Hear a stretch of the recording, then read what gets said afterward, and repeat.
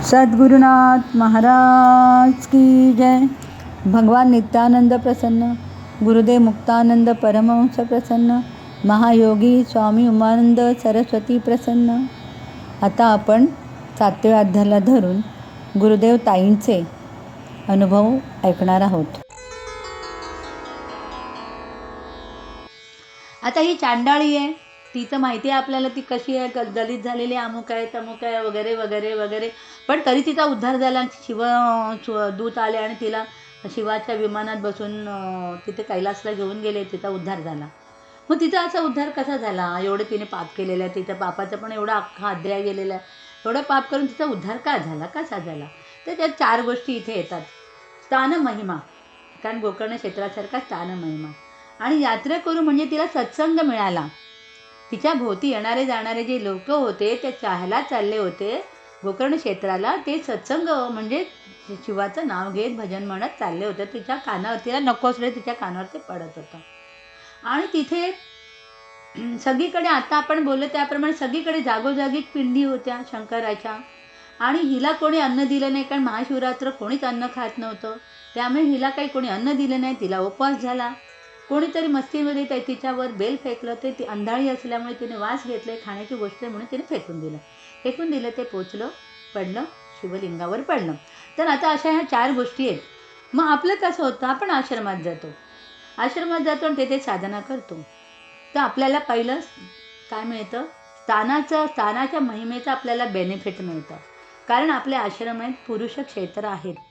मग ते शिर्डी असू देत, गणेशपुरी असू दे, सगळे पुरुष क्षेत्र, आणि सगळ्यांची नावं घेऊ शकतात. हे पुरुष क्षेत्र आहेत. त्यांनी ती क्षेत्र बनवलेली आणि तिथे आपण आश्रमात जाऊनही साधना करतो. आणि सगळ्या साधकांबरोबर आपण काय करतो, साधना करतो. ओम नमः शिवाय धून म्हणतो, रुद्र म्हणतो.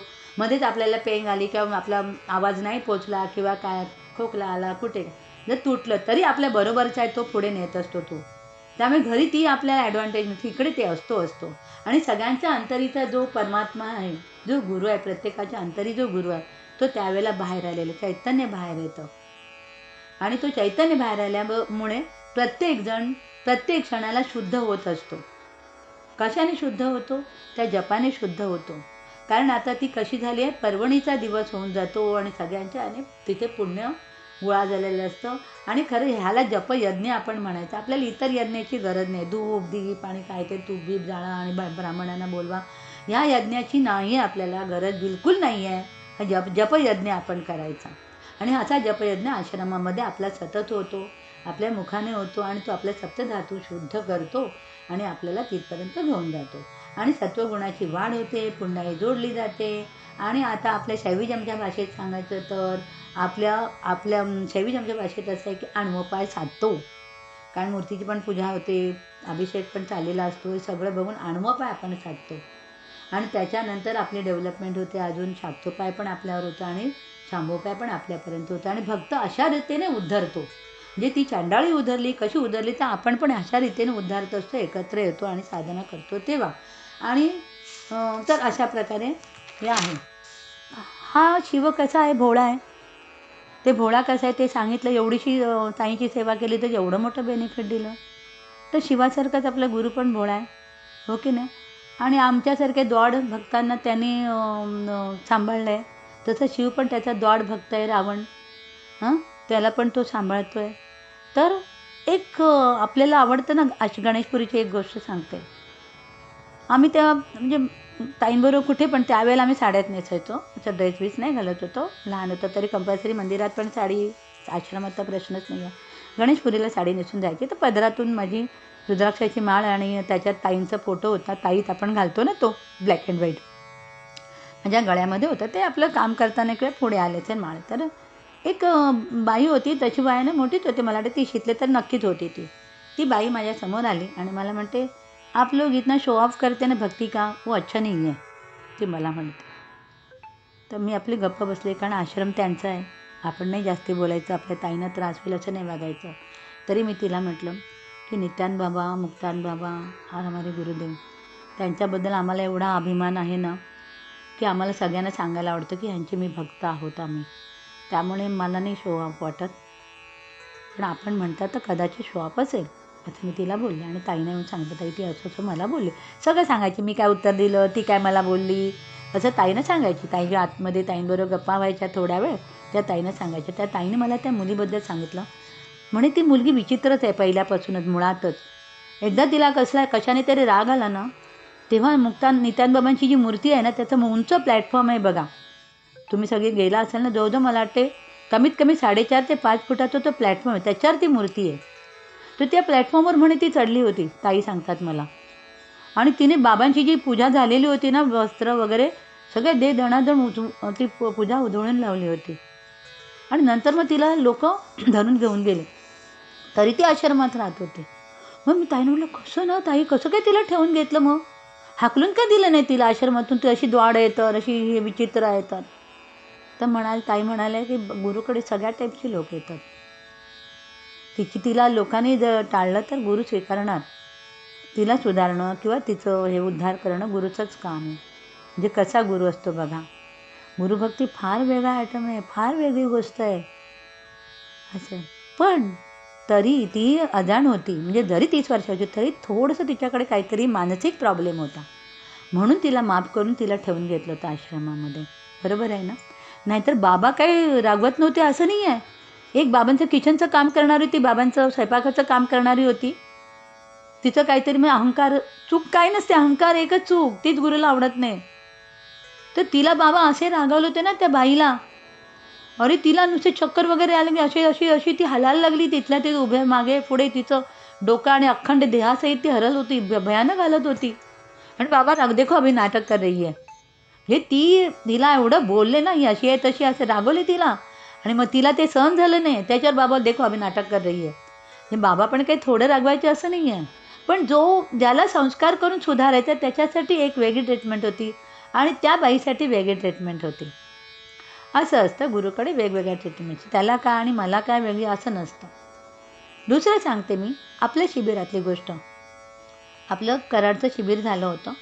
3 दिवसाचं शिबिर सगळं आमचं काय म्हणतात ते हे झालं होतं. आणि एका ह्याने बोलवलं होतं ताईंना, की आमच्याकडे 2-3 तासासाठी तरी येऊन छोटंसं शिबिर घ्या. म्हणून ताई त्यांच्याकडे गेलं. तर 4-5 माणसं घेऊन गेले. आम्ही इथेच होतो.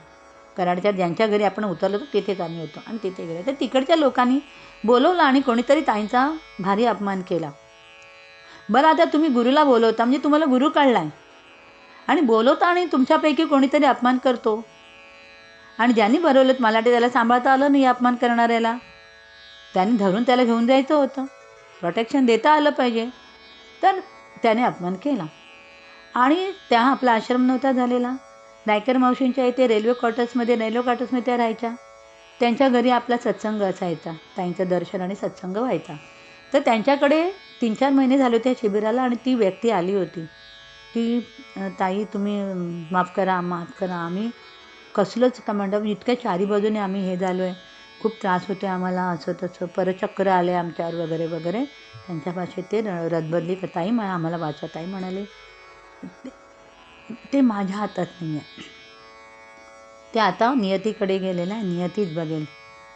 म्हणून सांगते, हरव हृष्टे गुरुत्राता गुरु हृष्टेन कशन तस्मात सर्व प्रयत्न श्री गुरु चरणम रजेत.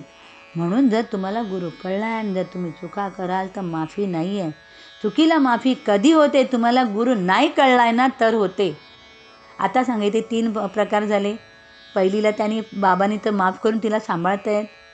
दुसरीला रागवलेत बाबा, ती स्वयंपाक करणारी होती तर तिला शिस्त लावायची होती म्हणून रागवले. आणि आता ह्यांचं असं चूक झाली आहे, परचक्र कोण वाचवणार नाही, कुठचा देव वाचवणार नाही. म्हणून समजून उमजून छान वागायचं गुरुकडे. तर असा हा सोपा मार्ग आहे गुरुभक्ती हा. इथे सोवळं ओवळं अशा गोष्टी नाही आहेत. शिवाशिव नाही आहे इथे. शिव आणि अशिव कळलं ना, अशिव असं काहीच नाही, सगळं मंगल आहे इथे. इथे साधना कुठे करावी हे बंधन नाही आहे, कुठे गुरुचा फोटो लावा ह्याचं बंधन नाही आहे. बाबांचा तर नित्यान बाबांचा फोटो मुक्तान बाबांनी त्यांच्या बाथरूममध्ये लावला. तर मी हे काय सांगते की आपण उगाच त्याच्यामध्ये अडकतो. गुरुभक्तीमध्ये असं काही नाही आहे. बाबांनी त्यांच्या बाबांचा फोटो बाथरूममध्ये लावला होता. त्यांच्या त्या मासिकामध्ये फोटो पण आला होता. गणेशपुरीचं जे मासिक होतं ना त्याच्यामध्ये आम्ही तेव्हा घ्यायचो. तर त्याच्यामध्ये फोटो होता बाबांच्या बाथरूममध्ये. नित्यान बाबांचा बाबा म्हणतात की मला बाबांच्या फोटोशिवाय त्यांच्या ह्याच्याशी मी एक क्षण पण राहू शकत नाही. आणि आपल्याला पण आदर्श करतं की असं काही नाही आहे की इथे नको गुरु आणि तिथे नको. अरे स्मशानात पण तिथे परमात्मा आहे, तर कुठे नाही आहे तो, जळी तळी पाठ सगळीकडे आहे. मग आता गुरुमंत्र आपल्याला दिला आहे, त्याच्या पण आपल्याला काही हे नाही आहेत, विधी निषेध नाही. कधीही जपा, कुठेही जपा, कशाही होता आंघोळ करून जपा, आंघोळ न करताना अखंड जपा, श्वासाबरोबर जपा, कशाबरोबर हातात माळ घेऊन जपा, कसाही जपा. थोडं थोडं घेते, मी जास्त सांगू शकत नाही. गुरुमंत्रावर आपण मोठं होईल. परत अजून आपल्याला सोपं काय, देवार कुठच्या दिशेला ठेवायचा, पूर्वेला द्यायचा, पश्चिमेला ठेवायचा, कुठे गुरुचा फोटो कुठच्या दिशेला ठेवा, काही नाही आहे. मग घराचा दरवाजा मग दक्षिणेला असावा की उत्तरेला असावा, हे पण नाही आहे. ताई तर सांगायचं कुठच्याही दिशेला घराचा दरवाजा असू दे. घराच्या मधोमध तुम्ही ध्यान करा, प्रार्थना करा, 10 दिशा तुमच्याच आहेत, असं आपला गुरु शिकवतो. ह्या छोट्या छोट्या गोष्टी आहेत, कधी कधी प्रवचनातून ऐकायला मिळतात, कधी कधी ऐकायला नाही मिळत, कारण ते एवढं मोठं आहे. तो मेरू पर्वतासारखं ताईंचं कामगिरी आहे ती प्रवचनांची आणि लिखाणाची. तर माणूस जन्मला आणि त्याचा मृत्यू ह्याचं पण आपल्याला सोयरसूतक नाही आहे. म्हणजेच काय, तर 1-2 उदाहरणं देते. माझं होऊन झालं तर मला क्षमा करा, कारण जे येतं आहे उदाहरण ते मला द्यावं लागतं आहे. तर आता जन्माचं सांगते. सुरेश जन्मला मंदिराच्या पहिल्या मळ्यावरच्या हॉस्पिटलमध्ये सुरेशचा जन्म झाला आणि आपलं मंदिर 3ऱ्या माळ्यावर. त्यामुळे ताईंची मला 7व्या दिवशी डिस्चार्ज मिळाला. त्यामुळे ताई म्हणाल्या की बाळाला घेऊन वर ये. मग आम्ही दोघांनी आंघोळ केली, त्याला आंघोळ घातली गेली, मी पण आंघोळ केली आणि आम्ही वर आलो. ताईने वर नेल्या 7व्या दिवशी, लक्षात ठेवा, 7व्या दिवशी ताईने बाळाला मांडीवर घेतलं, नाव पण ठेवलं. म्हणजे गुरुने त्याचं बारसं पण केलं. बारसं केलं आणि त्याचं नाव सुरेश ठेवलं. आणि सुरेश नाव ठेवून असंही त्याने आशीर्वाद दिला मोठा. गुरु आशीर्वाद देतोच, नाव देतो म्हणजे काय, नाव आपण ठेवतो, गुरु नाव देतो. नाव म्हणजे नौका, भवसागर तरुण जाण्यासाठी नाव देतो. तर काय म्हणाल्या, अजून मी वाक्य ताईने बोललेले वाक्य जसे जसे बोल, त्या ताई त्याचं नाव सुरेश नाव. असुरांचं निर्धारण करायला सुरेशचा जन्म, एवढा मोठा आशीर्वाद दिला. असुरांचं निर्धारण करायला सुरेशचा जन्म, इतकं ते वाक्य आमच्या सगळ्यांच्या, मी तिथे जेव्हा आम्ही जेवढे जण होतो तेवढे. आणि हा जो अनुभव आहे ना, तो आपल्या गुरुचरित्रा बोधेश्वरीच्या जो पहिला खंड आहे त्याच्यामध्ये हे लिहिलेलं पण आहे. म्हणजे आता मला काय सांगायचं आहे की जन्माचं जे काय असतं तिकडे आपल्याकडे नाही, 7व्या दिवशी पण बारसं होतं. म्हणजे आपल्याला सगळ्यातून ताईने बाहेर काढलं. तर मृत्यूचं बोलूया. गोडसे मावशी माहिती असतील तर, गोडसे मावशींची धाकटी मुलगी ह्याला ऑस्ट्रेलियाला वारली. गोडसे मावशी ऑलरेडी तिथे गेल्या होत्या. तिची दुसरी बहीण मुलगी ती पण गेली होती. सगळीजणं सिरियस म्हणून तिथे गोळा झाली. ते काका एकटे होते, कारण काका तेव्हा कामावर जात होते, तर ते बिचारे एकटेच होते. आणि 3रा दिवस ती वारली आणि 3रा दिवस होतं ते मंदिरात येऊन बसले. सगळी गोळा झालं मंदिरातले लोक. आणि काका म्हणून, काका तुम्ही घरी नाही जायचं, घरी कोणी नाही आहे. कारण आता काय झालं, ह्या मंदिरात आल्यामुळे आपले नातेवाईक पण खूप कमी झाले होते, त्यामुळे ते एकटेच होते घरी. तर काका नाही जायचं, तुम्ही इथेच राहायचं मंदिरात. आता बघा 3ऱ्या दिवशी आले ना, ते सुतक बितक काय असतं आपल्या मंदिरात आहे का, नाही आहे. पुढचं अजून एक उदाहरण देते. माझ्या सासूबाई वारल्या होत्या महाशिवरात्रीच्या आधी 3 दिवस. आणि त्याच्या आधी मी काय हे केलं होतं, म्हणजे आपण शॉपिंग आवडते ना करायला, मग तेव्हा आम्ही ताईंची शॉपिंग करायचो. स्वभाव जात नाही ना, पण त्याला आता वळण दिलं होतं गुरुसाठी, कळलं ना. बाहेरचं शॉपिंग आणि आवडतं, मग ते गुरुची शॉपिंग करायचं. तर मला सुंदर फ्रेमचा आरसा मिळाला, ओव्हलचा, अजूनही आहे मंदिरात.